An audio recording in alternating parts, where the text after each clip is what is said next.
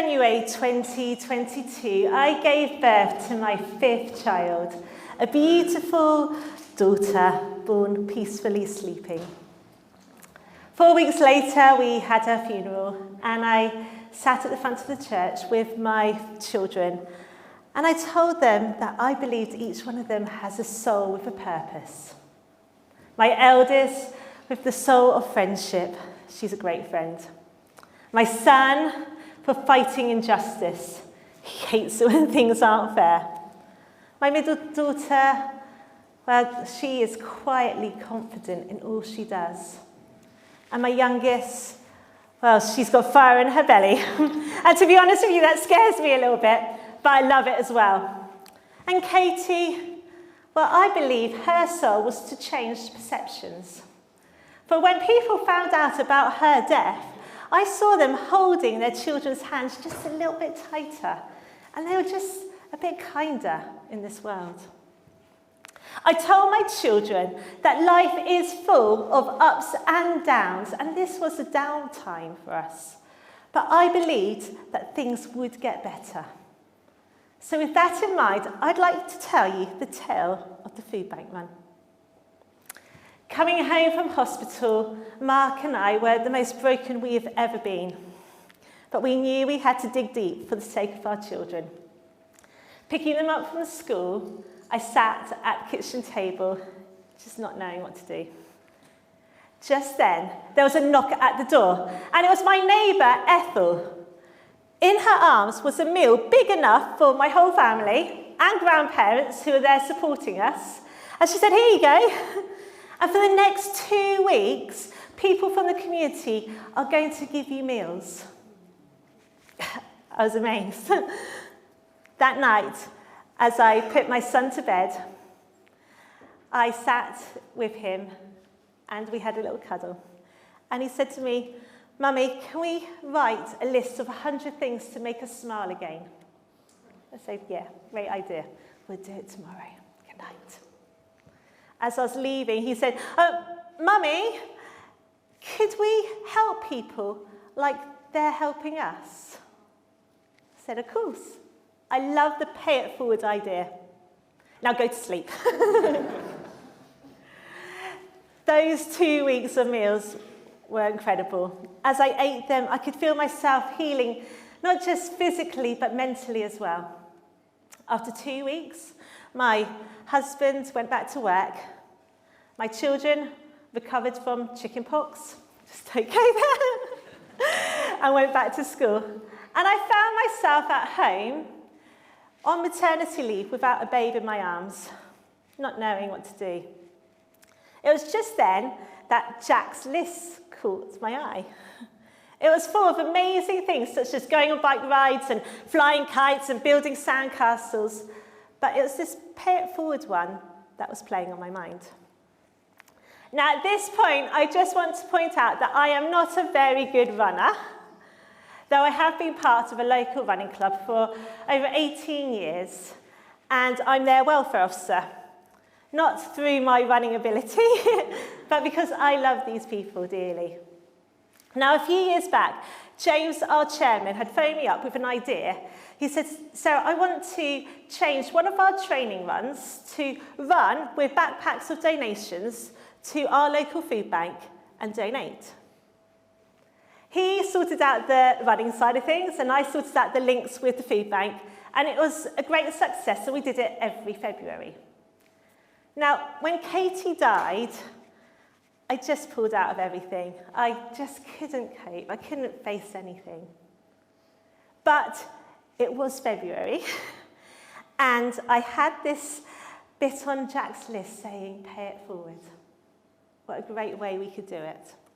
So I phoned up James, and I asked him if anything had been sorted out, and he said no. So we quickly got together and sorted out a food bank run for the following week. The night was a brilliant success and was full of runners coming into the food bank with their donations. I watched my children pouring water out for each one of the runners. But something was different. As I watched the runners taking cans out of their bags, I could visualise the family receiving the food. It felt just as we had that food donated to us. And I was filled with emotion and went round that room saying, we need to tell more people about this. We need to get more people involved in doing a food bank run. And each of the runners looked at me with those eyes, bless her, she's going through a lot, and nodded and listened to me. And the night was over. Life went back to normal, like it does. The children were just carrying on. I was just carrying on. And the rhythms of the normal day-to-day just carried on. After a few months, I thought, I need to get back into the real world. So I decided to look at my emails. To my surprise, there was an email from a guy called Craig. He had heard about the food bank run and how I wanted to make it bigger. Now, he sent this email in February. It was now June. But I quickly got in contact with him and we met. And that meeting led to another one with James, the chairman of our club. At this meeting, we sat around and we spoke about getting other local clubs involved in setting up food bank runs. And they spoke about actually just getting the local community to get together and do it. That emotion was building up again inside of me, and I said, no, actually, I think we need to make this bigger. I think we need to go nationwide with the food bank run. They looked at me and said, how are we going to do that? I don't know, but I need to do it. So we agreed that we would start making a movement happen in September. And I would liaise with people, and James and Craig would do all the media work. September came, and my youngest started back at school. Started school for the first time, actually. And I found myself back at home on my own. I thought this is a perfect time to get the movement going.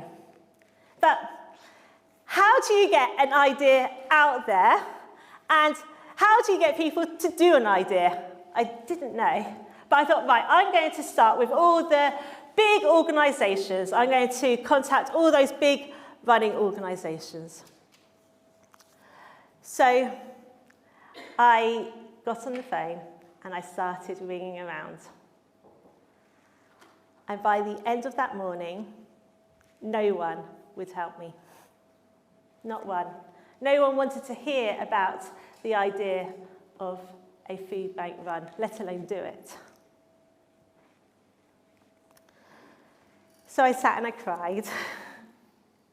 Actually, I sobbed. And I felt like such a failure. And I went and I made myself a cup of tea. And I came back and I just prayed that somehow this broken woman could be of use to someone again. And I typed into Google, UK running clubs. And to my surprise, there was a list of 3,500 running clubs that came up. So I took the first one and I phoned them. And I said,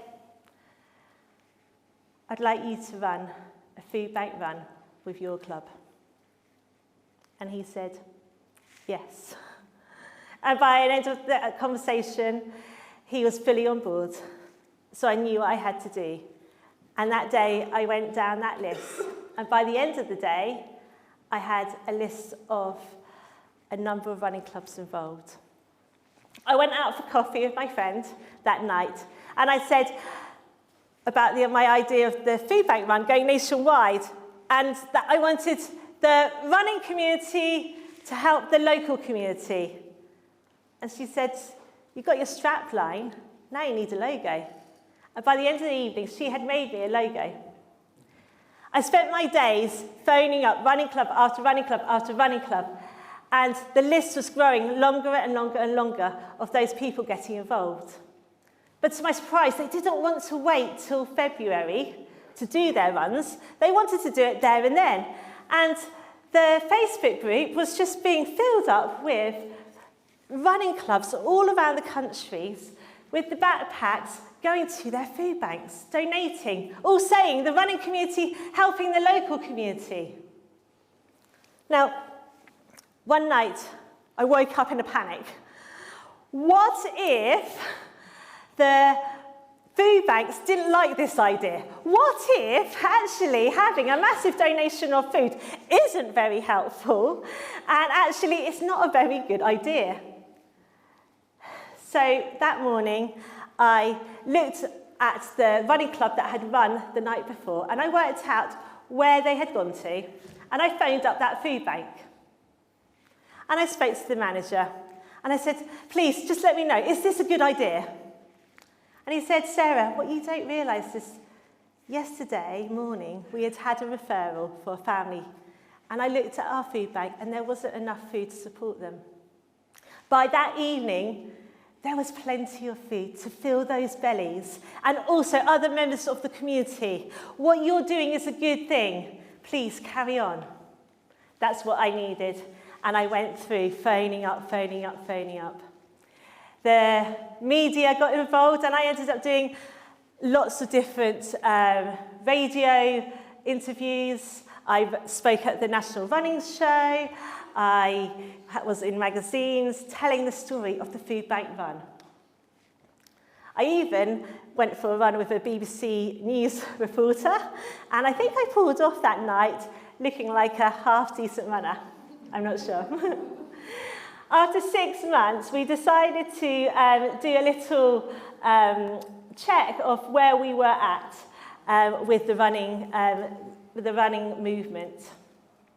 At that point, we'd done over 500 runs had happened across the UK, and that equated to 77,000 kilograms of food, which is 336,871 meals.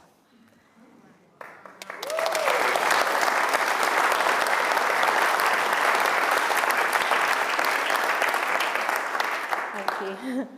Since then, the Food Bank Run movement has had over 1,500 runs. I've lost count of how many runs that's happened. It's gone to Berlin, it's gone to Australia, it's gone across the UK. It has blown my mind. But when things happen in this world, bad things happen, I say to my children, look for the people helping. There are always people helping. Never did I think that we'd be on the other end of the community helping us. But I'm so glad they did. I felt it. My son felt it, and he wanted to pass that feeling on. The running community felt it and became the running community helping the local community. But what did I learn from the tale of the Food Bank Run? Well, I learned that life is full of ups and downs. But you're never too broken to have help. And you're never too broken to help someone else. For we are always part of community. Fly high, little one. Thank you.